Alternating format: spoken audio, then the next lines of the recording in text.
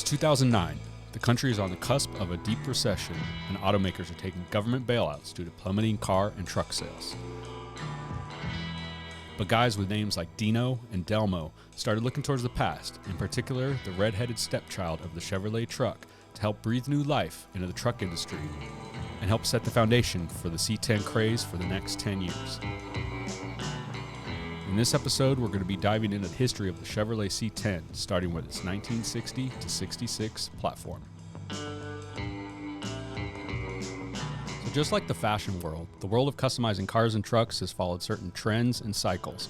Often, it's a progression of style and technique, and other times, it's the opposite of the trend that came before. So with influence and impact, we're going to be tracing some of these trends, these styles, the builders and influencers that made them happen, and what impact it's had on the industry and on culture at large.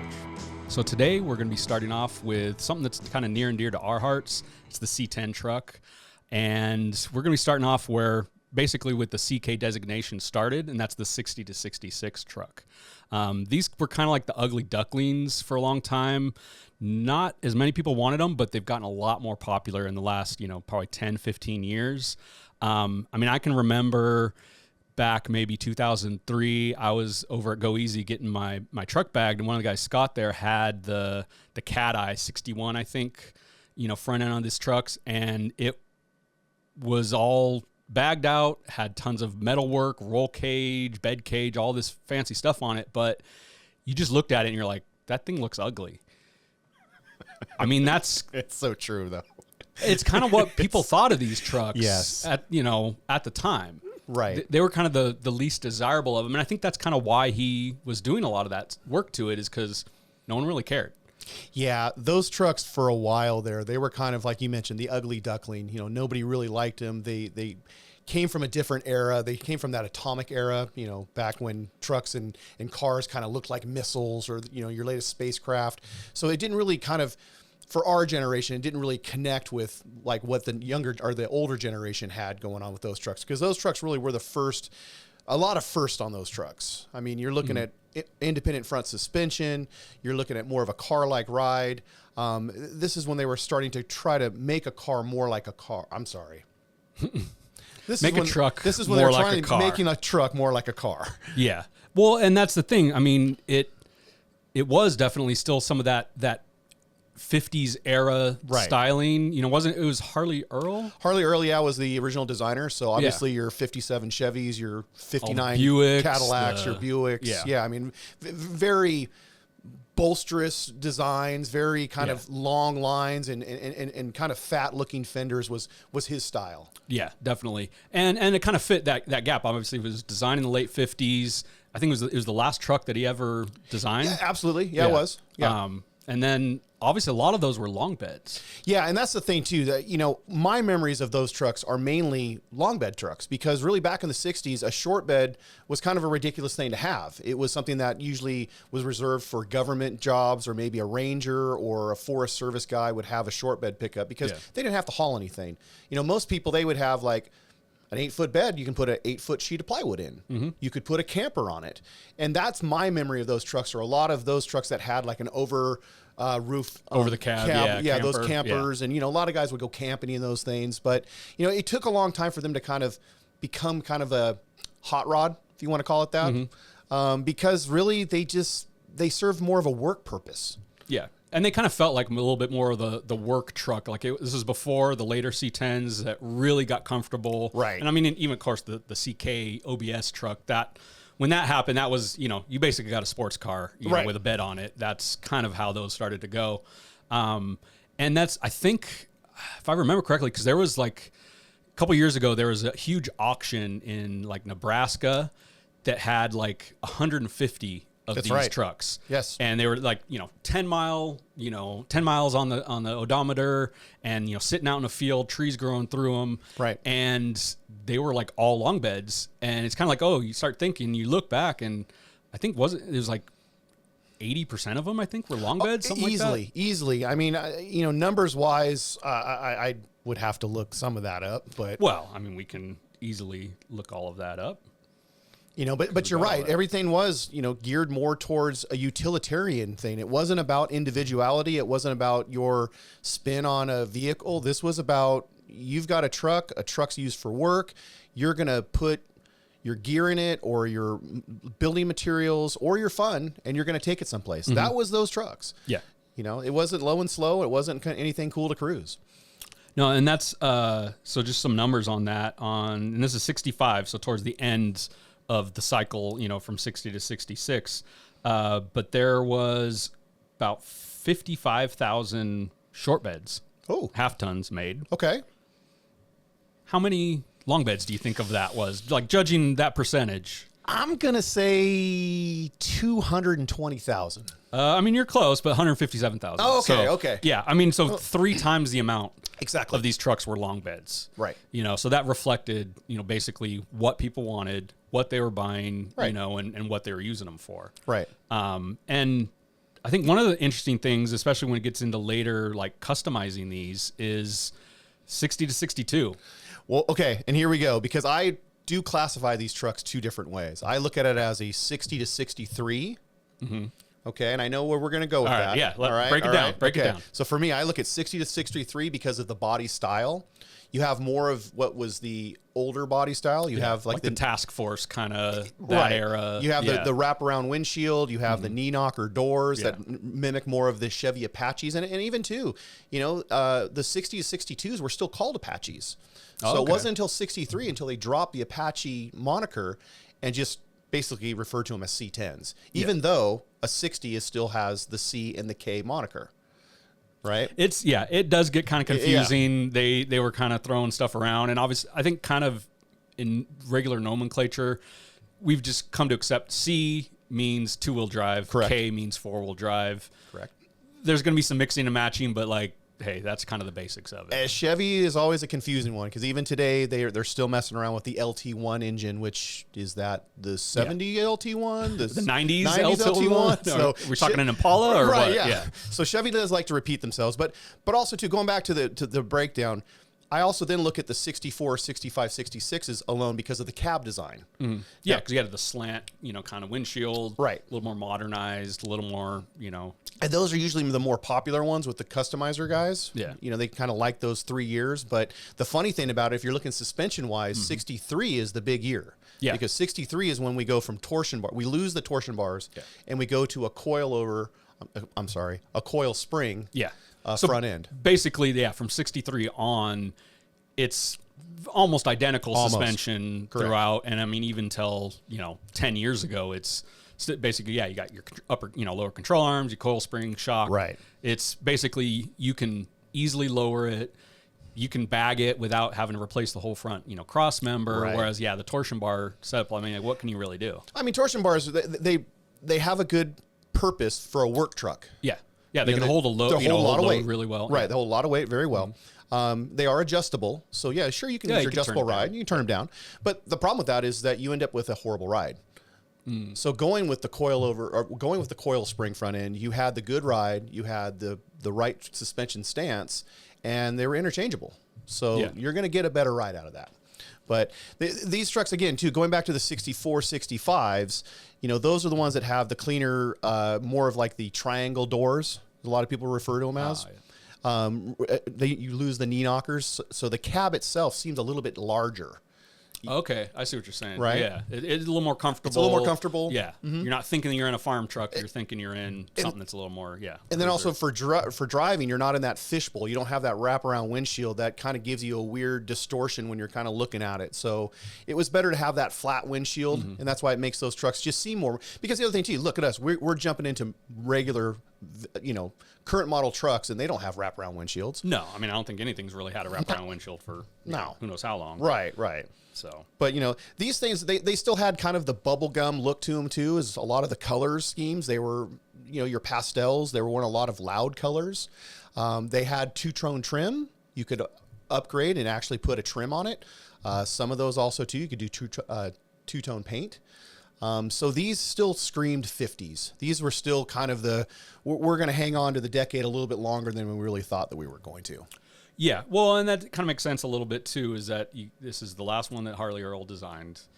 it's all right, stretch it out. I mean, usually at that time, I mean, now I think with trucks, every 2 to 3 years, you're getting a new grill or a new thing, which they were doing. Sure. You know, they had the cat eye. They had, I mean, obviously there's GMC stuff we're talking about, but it seemed back then where they would try to stretch 5 or 6 years out of a model. But they would always change maybe a trim or a logo or a badge here and there, just so you could tell like the difference in years. Yeah, that's just, hey, it's new. Right. You got to convince people, you know, maybe to keep buying stuff. You don't want to buy last year's truck. Exactly. Yeah. So, I mean, engine wise, I think the saying, you know, we had obviously the straight six. A lot of these had. Yes. But what else did they have? Like 327s? Most of them were 283s. 283. 283 was kind of the go-to engine for a long time here. 327s, you know, you didn't start seeing 327s even in passenger cars until 65. So, you know, you're sort of still looking at, that was kind of the same powertrain of the day. You know, obviously the 350 truck engine wasn't until years later. So yeah, your power plant of the day was, you know, the top of the line was a 327, maybe a power glide transmission. So you're looking at a 2-speed automatic. But, you know, here's the funny thing too. We all think of cars right now that you would buy with a lot of options. Not these trucks. These trucks were lower options, get the job done, no power windows, no creature comforts. This was tractor with doors. Yeah, and I think, you know, saying like 64 was the custom cab. They had AC inside. Like it was kind of the first when they started to make them a little bit nicer, make them a little bit more optioned out, you know. And that kind of leads in obviously to the next generation of C-10 trucks, but we're just going to stick with the 60-66 for now. So, in the 80s and 90s, did you see a lot of these getting built? No. These were still the truck that was pulling your car. You know, this was like the hot rod. Yeah, exactly. Right. You know, you didn't build these things up. You just said, hey, that's an old truck and I'm going to use it for an old truck. I mean, I worked for a guy back then that he would always refer to them as the oil trucks, you know, the oil field trucks. Oh, okay. Right. Yeah, that, so you know, the utility truck. Just a utility truck. And rightfully so. They just, at that time, they were already 20, 30 years old. No one was really fixing them up. So they looked like old beat up trucks. They looked like an old farm truck. Yeah. You know? People weren't restoring them. No. So it was just starting to age itself. And But that also, too, they made a lot of them. Yeah. So the nice thing about that was they're plentiful. So that's where I think people more or less kind of in the 90s started looking at these trucks as, hey, this is an alternative. You know, I can't afford the 67 to 72 or even a square body because, you know, square bodies in the 90s were still... Those are new. They're still new. I mean, they're 5 years old maybe. Right. And I mean, obviously the CKs were getting very popular, but like, okay, so if you couldn't afford a brand new CK, you were probably going for a square body or something like that. But the old trucks, it's okay. Now those got to wait out their 20 to 30 year cycle before they get popular. Exactly. Again. Right. Yeah. The only bummer is that most of them were long beds. Yeah. So that was the other reason why people kind of just didn't really look at them as much. I will say of any truck, those of the long beds look right as a long bed. Yes, I agree. Like the short beds look cool, but to me, like it looks right as a long bed. Maybe it's the proportions or just what we're used to seeing because there were so many long beds. I go back to proportions. Yeah. Because I really think at that time, and even if you look at wheelbases, if you look at the wheelbase of those trucks, they were very short wheelbased. So the bed itself looks very short. They don't really look proportioned. So it didn't look like a long bed. Yeah. Well, the long beds look proportioned. They looked well. The short beds looked too short. Mm-hmm. And for the most cases, they kind of were. You know, there wasn't really much you could do with those trucks. And a lot of them were step sides. True. Fleet sides for the short bed ones. For the short bed, you know, the CKs, the 60, 66, a lot of them they were step sides. You look at the Ford, you know, the 80 design trucks and then the 55 to 58, 59 trucks. Those were like 90%, you know, probably step sides. Yeah, like that's what the style was because you were reaching into the bed, you were stepping up because it was the work truck. Exactly. So obviously having more of the fleet sides was kind of the sign of the getting away from the work truck kind of mentality a little bit. I think that came from builders too, because, you know, if you think about it, a truck was a farm piece of equipment. Mm-hmm. The 40s, you know, Looking it was back, viewed as that way. It was viewed as equipment. Exactly. So if you look at like a guy that he'd throw a bale of hay in the back of a truck, right? Whereas, in the 60s, you've got more people that are building homes or maybe more construction workers where they needed a wider bed. So that's when the fleet sides really started to make a lot more sense. Yeah. You're going to load in a sheet of plywood. You're going to put in, a stack of lumber, that kind of thing. So I understand Kind of that. went from farm truck to suburban truck. Exactly. Right. And that was the transition. So, a step side just didn't make sense anymore. Yeah. It was just too narrow. So this truck was kind of maybe just lowered, some 15s, right, cleaned up, maybe houndstooth interior. Like it was just your old guy hot rod truck. Well, I look at it this way because what I remember, again, too, growing up in the 80s, I remember guys, I would go to Ascot Raceway, and usually that was a push car to get the race car started. Okay. Yeah. So most of the time you would see a lot of just these trucks that were put together kind of like haphazardly from spare parts from the race car. So you might have some rally wheels that came off of another project on your truck, or you might have, a 350 that came out of another car that's got, here's a leftover set of headers, that kind of thing. So they just kind of piecemealed them all together to kind of make them their own. Well, and I remember kind of actually, you mentioned that, of seeing a lot of these trucks to me like screamed shop truck. Like, yes, these ones really had, because you got to look too, the 60s was kind of the heyday of the hot rod speed shop era. Like, I mean, obviously all that started kind of the 40s and the 50s, but like that was kind of still ragtag, outlaw kind of stuff. Whereas they really kind of came into their own starting in the 60s. So you'd see these with a shop logo or an Edelbrock, on the door or something like that. Like that was kind of, to me, like that really kind of set the tone for the style of these for a while. That's absolutely the truth. That was kind of just, I don't want to call them forgotten about, but it was still kind of a tool. Yeah. It just went, from farm to suburban house to shop. Yeah. Kind of like, okay, it's still just used Yeah. as a truck for that purpose. Maybe we'll do a couple things here and there because, of course, hot rod guy can't leave anything alone. Right. But yeah, it's still kind of that. Like if I'm going to go for that style, I go kind of all the way. So that's like the 63 is kind of what I've seen as, on these is a little more, it's got the cleaner front end and it's got the wraparound. I agree. 63s are my favorite aesthetically because they, like you mentioned, I think that's how Harley Earl actually probably drew it out. He liked the wraparound window. He liked the other features that still looked 50s. But, people complained about the earlier trucks. They complained about not being able to see the curb. So that's the reason why you have the wide flat hoods, is that you're able to see the curb now. But I still think that the way it was drawn, the way that he designed it, he wanted that atomic in motion look. Yeah. And I think the 64s, they get more into the creature comforts and they take away from the design. That's why you have your flat windshields, that's why you have your flat hoods. That's why you have the larger door openings, because people complain about it.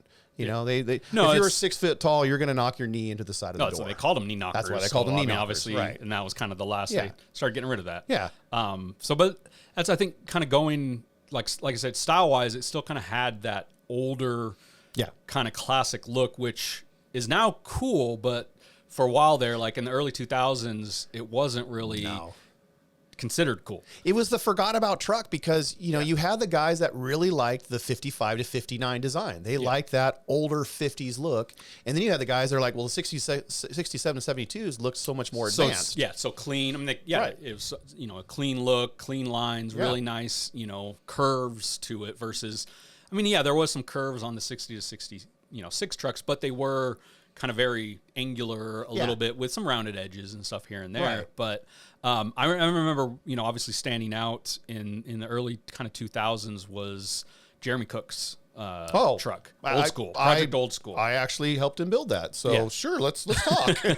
and I know, obviously it's, going into a kind of 50s rockabilly style, which early 2000s, that was very popular. Like we said, the trends kind of always cycle in a 20 to 30 year and then like a 50 year kind of pattern. So the 50s rockabilly, doo-wop, the diners, those are very popular. I mean, obviously we look at what Chevy was and Ford was doing at the time. They were doing the HHR, the SSR. Exactly. They were trying to capitalize on the baby boomers, kind of what they grew up with. Nostalgia sells. It always sells. It's still selling today with now like 90s cars and 90s trucks. So, but he did all, flat black. And that's the thing too. I think these were like the forgotten trucks, so they were cheap. Well, and again, too, Jeremy Cook's a good friend of both of ours. And back then when Jeremy bought that truck, I remember when he bought it, because I helped him go get it. Oh, yeah. And it was a long bed, of course, because most of them were long beds, right? Yeah. So he picked up a long bed, and the whole idea was to shorten it down. And also, too, at the time, the rat rod was starting to kind of poke its head out. Yeah, that's what I said. It was very reminiscent of the rat rod, but not in the, crappy weld rat rod sense, but kind of the traditional hot rod, low buck, kind of style. So Jeremy was after that kind of, let's call it Santa Ana dragway, or, your early NHRA look, where, again, those trucks were a tool. That was something that got the race car to the track. So, yeah, they might be primered. They might have been, suede black. Whatever wheel fit on it, they kind of put on. So that's why the solid wheels looked that way. It wasn't like an aluminum wheel or a magnesium wheel. It was a steel wheel, because that's what those cars pretty much looked like, or that's what those trucks look like. And it was kind of like working with what you had. So, you got a steel wheel on it. Well, hey, maybe powder coat it or something, or paint it, And Jeremy had everything available to him to make that truck whatever he wanted. Because at the time that when he built that truck, brand new trucks were the hot thing. Yeah, he was at Truckin magazine right at the time, or was he? Yeah, and then later Classic Trucks magazine. Right. So he started it as Project Old School in Truckin magazine, and carried it into Classic Trucks, and I think finally featured it. Well, it was featured in a couple different magazines. It was actually on the cover of Sport Truck magazine with our friend Tom McWaney's S10. That's right. Yeah, because that was kind of the old school. His was more '60s custom S10. This was like the '50s, '60s kind of hot rod. Yeah, it all kind of fit into that style. Right. So then also too, he continued in Classic Trucks doing some other features and other things to those trucks to show people what to do to them, and also to show that you could build a truck on a budget. Because back then, like I said, and that's what it was. It was very difficult to build a truck back then, because everything it had to be a new truck. Air ride was in full swing, big billet wheels. You were looking Crazy at paint job. Yeah, and so you were looking at maybe a $60,000 to $80,000 investment. Where Jeremy on a $30,000 truck that was new. Yeah, where Jeremy's like, if I have $30,000 in this whole entire thing, it rides on air. I mean, this thing's going to be a magic carpet. So the greatest thing about Old School, what I love about it is that it has the original 327 in it. Oh, wow. It's 20-something years later that, I mean, I know obviously he got it 20 years ago. But no, the original from 65. That's what I'm saying. Yeah. Like he's had it for 20 years and he's kept it up. And what's funny, it's a very good specimen, because even Vic Edelbrock, when he was still alive, we were at one of his car shows, and he happened to walk by it, and he was like, well, take a look at this. And so Jeremy and I were talking to him, and he looked at the engine and he goes, wait a second, did you guys put that carburetor and that manifold on it? And we said, no, it came with the car. He goes, well, how long have you owned the car? And Jeremy said, oh, I bought it around 1999. He goes, we haven't made that intake manifold and we haven't made that carburetor since the 60s, and I haven't seen anything on a car like that since the 60s. Yeah, and still running. It's probably on a shelf somewhere, maybe. Right, but not right. No, Jeremy still to vehicle. this day. I mean, even he's had that car for more than 20 years now, and it still has that factory 327, the Edelbrock carb, and that Edelbrock intake manifold. That probably the guy put it on, obviously, when it was new, probably in the 60s. So probably it was a hot rod guy that owned that truck. Right. And that's kind of the style. I remember when I started at Street Trucks magazine, this was 2008, so it was obviously a little later in the 2000s, but our tagline was big wheels, body drops or airbags, something like that, wild paint. Like basically like, hey, here's the criteria. Right. You have to do X, Y, and Z to be featured or on the cover. So basically you weren't cool unless you had all of this stuff done to it. Talking shaving the door handles, shaving all of the emblems, I mean, obviously the newer trucks didn't have like drip rails and stuff, but like if you had any chrome or anything that stuck out, and this goes back to kind of the Boyd era of doing things, of smoothing everything out, cleaning up all the lines. But basically, you had to have everything removed. Right. And maybe you were doing some wild paint on it, but you just had to go all out. And I remember at the time, too, that you would see some of these, 60s trucks being built by the same guys that were doing the body drop Silverados, the brand new trucks, the mini truck guys, basically. Yeah. But the only reason they were doing them is because they could do all of the things, but starting out with like a $500,000 truck. Right.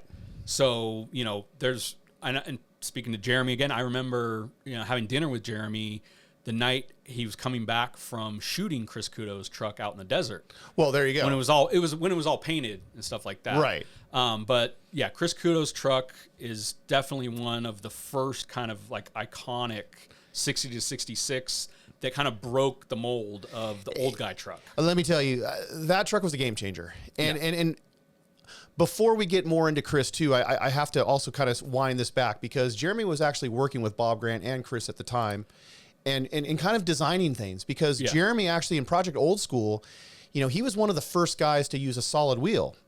And the funny thing about that is that when I remember the story, we went up to Fresno to a company called Wheel of Antiques, and we were doing a tech story about their facility and what they did. And part of that was they were going to put a set of wheels on Jeremy's truck. So we were up there for probably about a week or so up in the Fresno area, and they were putting together the wheels. Well, the funny thing about it is we had to leave, and the wheels weren't finished, because the idea was they were going to slot them to make it look more like a truck rally. Okay. So yeah, it's kind of like the old hot rod style. Old hot rod style, right? So we ran out of time, and the guy said, well, I cut your wheels, but they're still blank.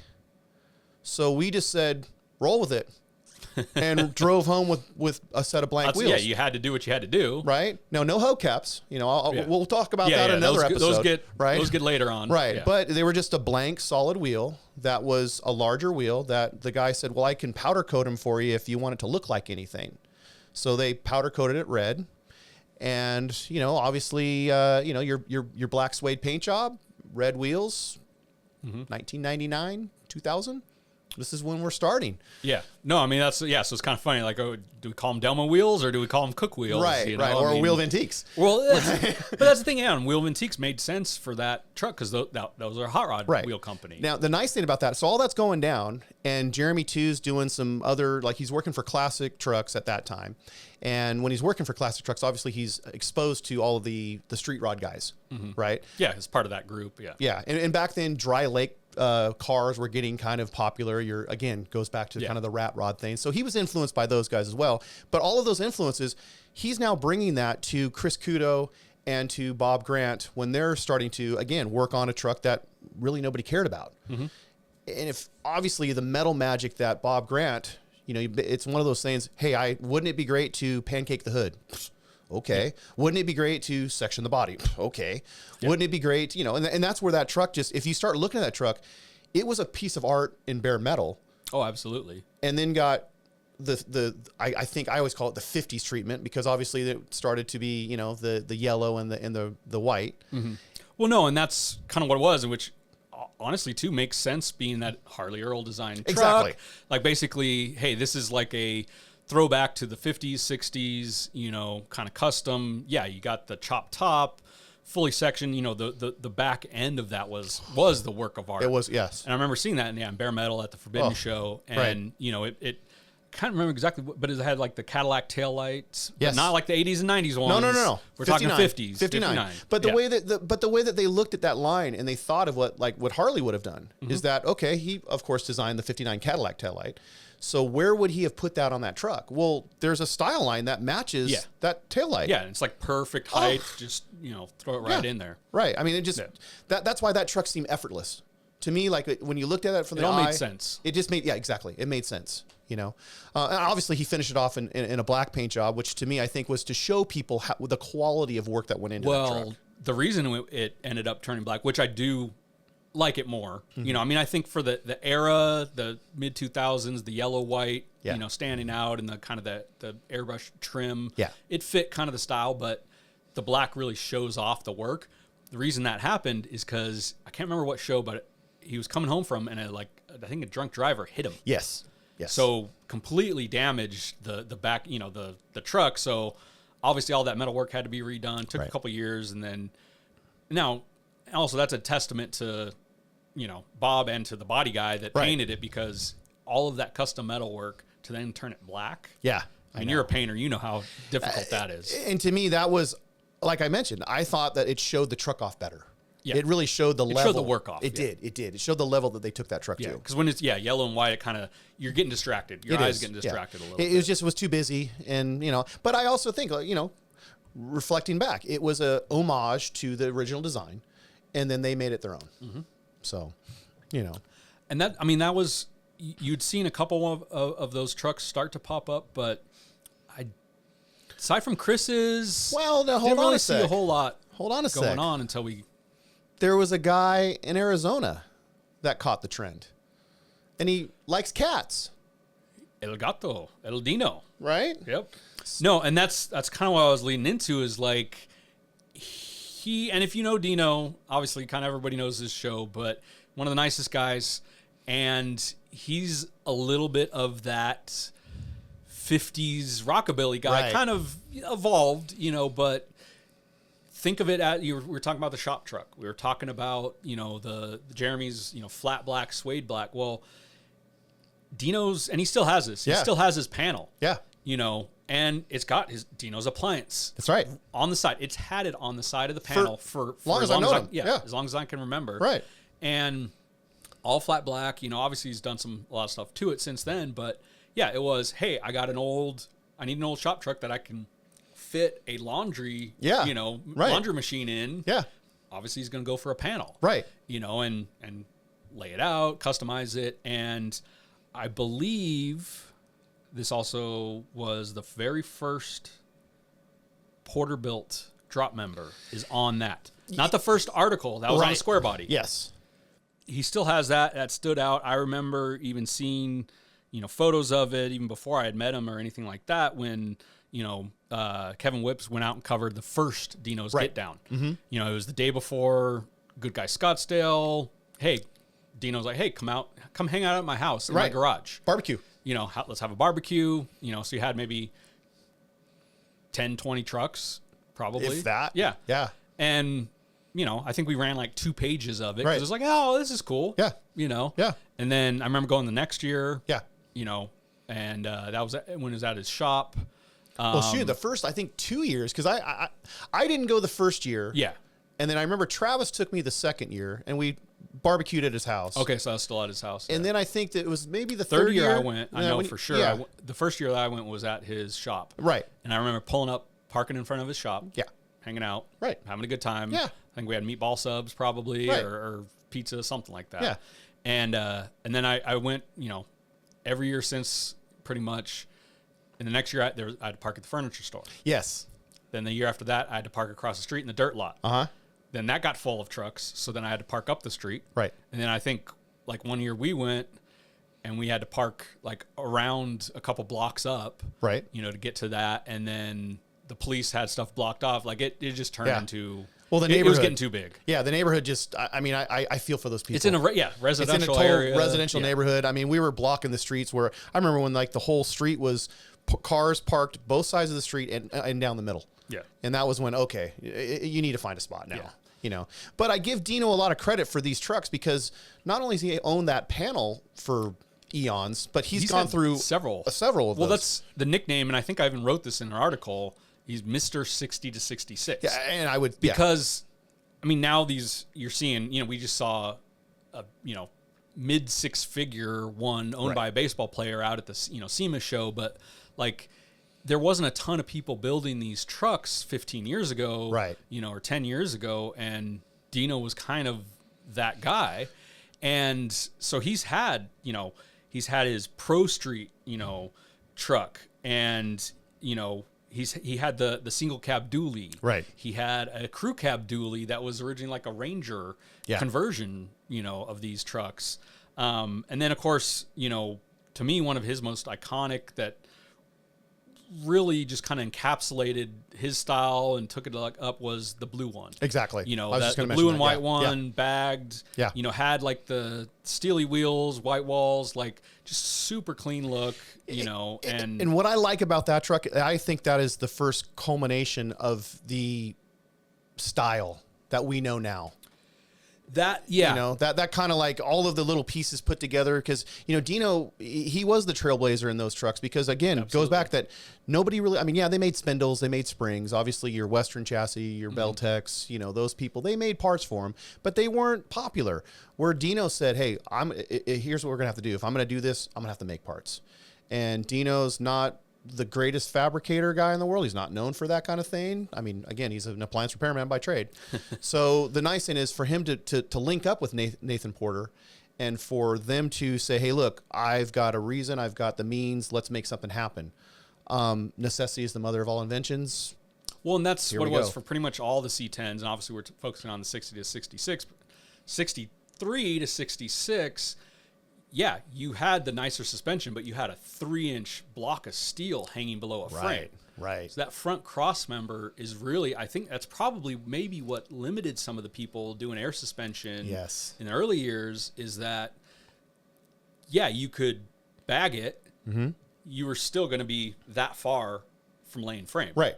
And, you know, or with these, the pinch, basically the pinch was at the level of the frame. Yeah. So you needed to, you know, they were zine front to get it to completely lay out. Yes. So when, you know, Porterbuilt came out with the drop member that's tucked it all up, basically it was a bolt-in replacement for the suspension, you know, in the front, and then obviously later in the rear. Like, okay, now it was easy to completely lay these trucks out.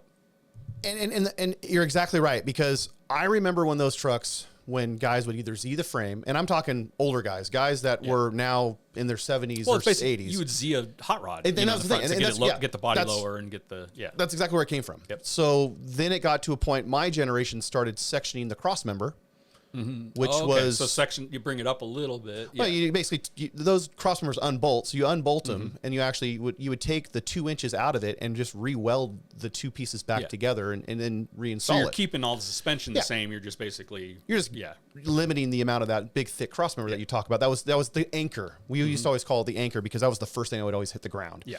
So, you know, here comes Dino that says, hey, I want my truck to lay out and not sit on the anchor. And, you know, he links up with Nathan Porter there, and they start, again, too, they knew the idea. They had to section a cross member, so why not just build a new cross member? Yeah. Technology had caught up to the time where all of a sudden, hey, now instead of the swing set steering with a pitman arm and an idler arm, a steering box, hey, let's put a rack in it. You know, so, you know, those guys were, I want to say, just had the foresight to see that, and also to work with what they had. You know? Well, and what's crazy is looking at the timeline, that was drop member number 1 was 2006. Wow. So we're almost 20 years from that. And it was, you know, Project Old School was only a few years before that. Chris Kudos was the year before that, which obviously 100% custom suspension on that. Oh, yeah. You know, you're not bolting something on, but yeah, so now basically you could start bolting onto these 60-66 and the C-10s, because they all have the same suspension, more or less. Right. So basically that kind of helped usher in the era of, you know, these, you know, the 60 to 66 and C10s in general becoming very popular. I mean, we're talking Dino. We also got to talk Del. So going back to what we're talking about with, you had to have a brand new truck. You know, I mean, even GM they were going out of business. They had to get bailed out. Yeah. So no one was buying a brand new truck. Right. You know, and it kind of always comes back to what I was talking about, you know, with like the fashion world or design world.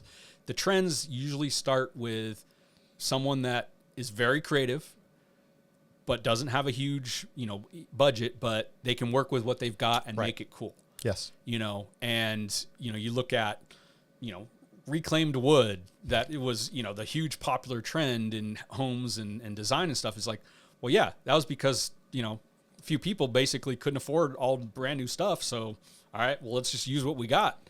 Go to the barn and find some wood and throw it on there. I love it. You know, and I remember, you know, this is the 67-72 forum, you know, Chevy truck forum, but basically all C10s, you know, for that was starting to get really popular. Yes. And what was cool with that, and this is before social media, this is before Instagram, is, you know, either you were looking at magazines, which were kind of funny. It was always, we were trying to set the trends, but we were always 5 to 6 months kind of behind the trend. Because you got to look at when something was photographed and then it went into print. By the time it got out in the magazine and everyone else could see it, it was not old news, but it was kind of behind a little bit. Well, yeah, and that's, I think that the forums actually helped people build trucks. Yeah. Where our jobs as magazine editors were more of like reporting about trends and showing off what people had created. Showing the finished, you know, vehicle off. Where the actual boards, as, you know, we used to kind of call them, forums, boards, whatever. Boards, forums. Right. That was, hey, I don't know how to do this.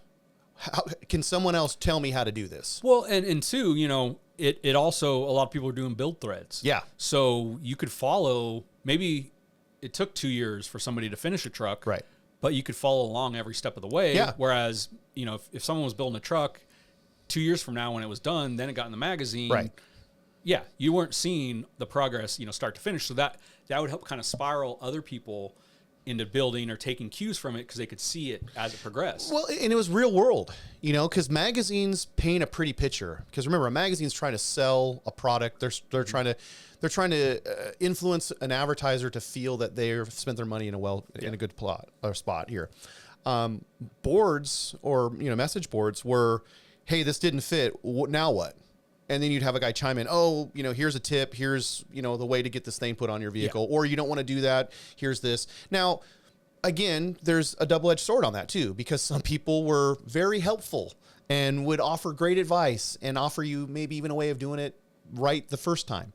Other people were a little cynical and were like, well, why are you doing that? That's stupid, you know, and that, you've got no style. And it kind of was the first introduction to social media. No, and that's, yeah, you look at it and it basically was that era's social media. Yeah. You know, and the nice thing is that information's still available. I mean, if you really want to go back and read build threads from 2000. No, and that's, you know, what's kind of funny is kind of looking at some of that. You know, I remember like when Dell sent an email saying, hey, you know, I got these 2 trucks. Yeah. One was a black, you know, Blackbird was a black 60 to 66, probably 65, I think. Yeah. And then you had like kind of a tan, you know, one, and he ended up selling that to Sam Castronova before I could go shoot it. So I went and shot Blackbird, you know, and I remember, you know, that was like 2010, 2011. Yeah. But if you go on the 67 to 72 truck forums, he started building that in like 2009. Right. You know, so that's what you got to remember too, is like some of these, being able to go and look back on some of these forums, you could see where the trends actually started. Right. And kind of like, oh, maybe it wasn't this year when it first got popular. It was 2 years ago. Exactly. Or 2 years prior. Yeah. And he started building that a little bit. I think he did a lot of the work in his carport at his house in Burbank. Yes. And then obviously he was at the time working at Hollywood Hot Rods, and then he was doing stuff at Old Crow Speed Shop with Bobby Green. Right. They were both next door to each other in Burbank. And so his, you know, his kind of styling was a little bit from the traditional hot rod era. So it's kind of like the throwback to the 50s and 60s. Oh, yeah. You know, that we were talking about at the beginning. But what's kind of funny is he built one of these trucks in Canada years ago. Right. And it was total 100% mullet street machine. Yes. You know, style. Chopped top. Yeah. Orange and purple, I think. Right. Probably had some big old tires on it. Yeah. Like that was, you know, for your Midwest, you know, Canadian guy, like in the 90s or whatever it was, like that was the style out of it. That was the street machine, pro street kind of style. You know, I remember you introduced me to Dell, and we went up to, you know, Old Crow Speed Shop. And for me, I grew up in old shops like that, working for older guys. So to me, it was nothing. It was kind of your normal Southern California shop, Kwanzaa hut looking. Yeah, it was old 20s, you know, building. 20s, you know, building. Definitely was such a nice working space because no one was going to come over. This was a little slice of paradise. And I think even too, if Dell was here right now, he'd probably say the same thing. No one was really showing up. No one was like, well, that was kind of when he was not, I mean, him and Dino are recognized kind of everywhere now if you're at a truck show. Yeah.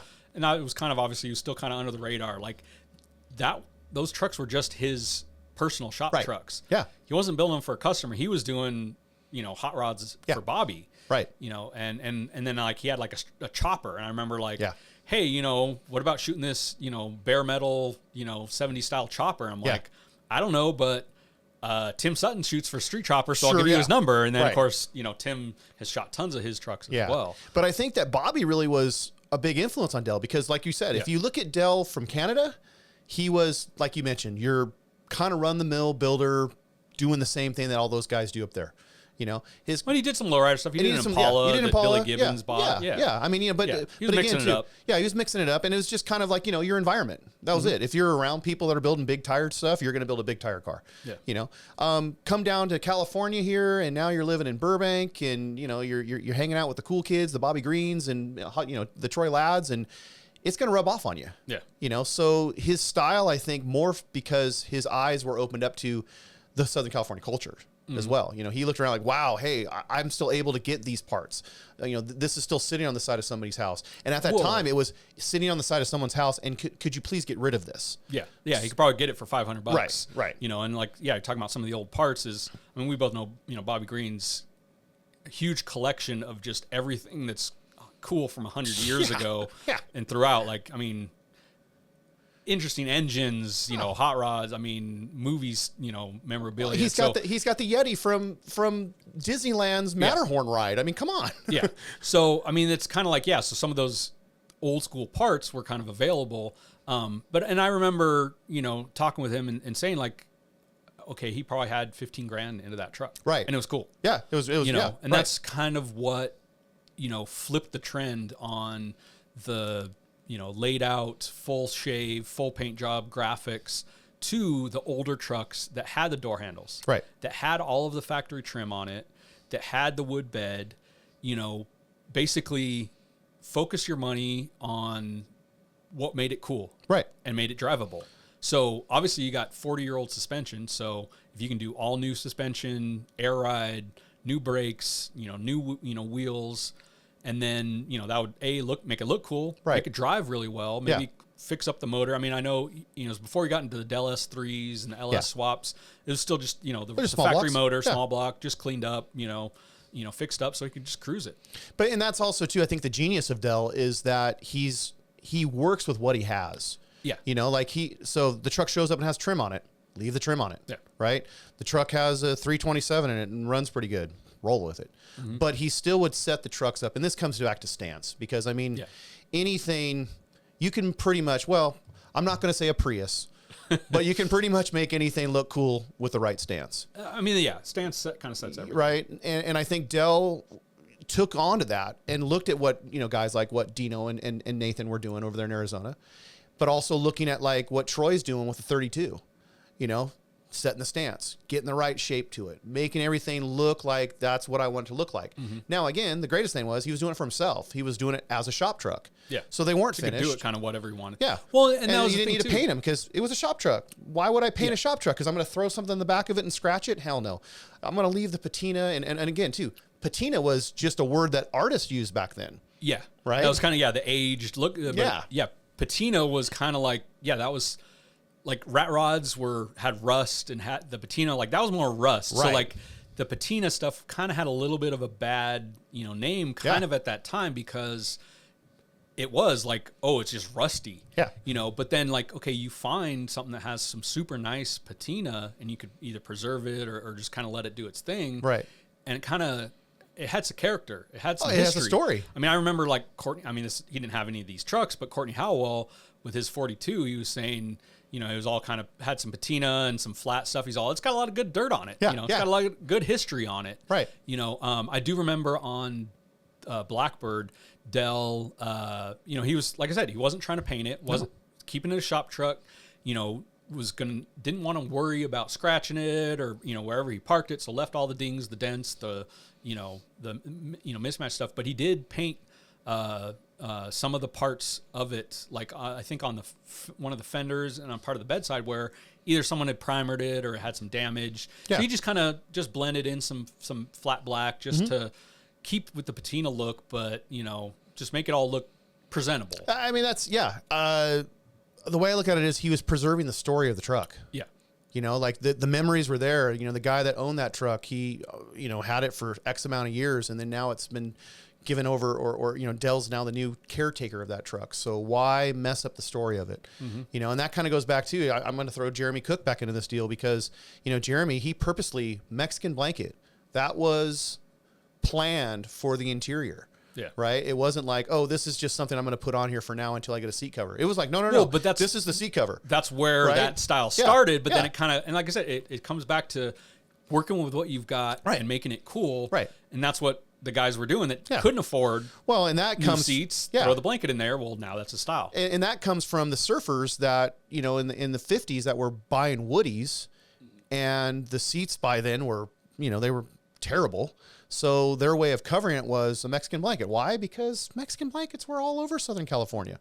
I mean, that's kind of, you know, your staple. That's your quilt, if you want to call it, you know, from back east. But so that was really easy just to throw a blanket over interior and boom. But it created a style. I remember we featured that in the Blood, Sweat, and Gears. Yeah. So that was like our under construction section of the magazine, where that was more like meant for the higher fabrication type stuff where, hey, he's going all out and it's really cool in its unfinished state. Right.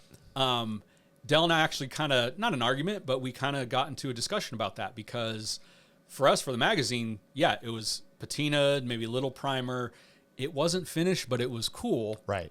In his minds, it was finished. It was done. Right. So I remember him, obviously we're going to talk about Nacho much more in the next episode on the 67 to 72 trucks. But I remember when I went up and shot that, he said, I want you to run this as a regular feature.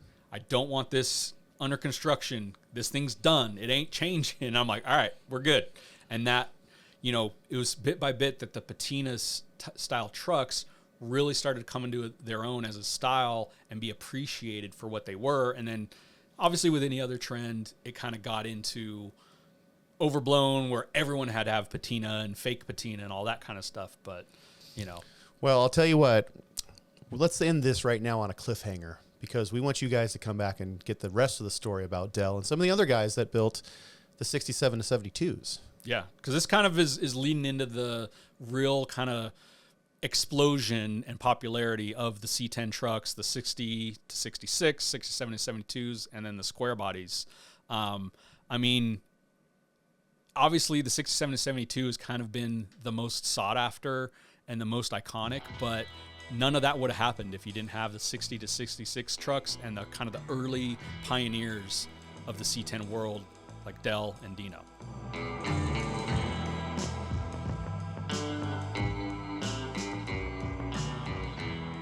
So with the next episode, we're going to be continuing on the C-10 series. We're going to be tracing a lot of the 67 to 72 and kind of the explosion in general of the popularity of these trucks.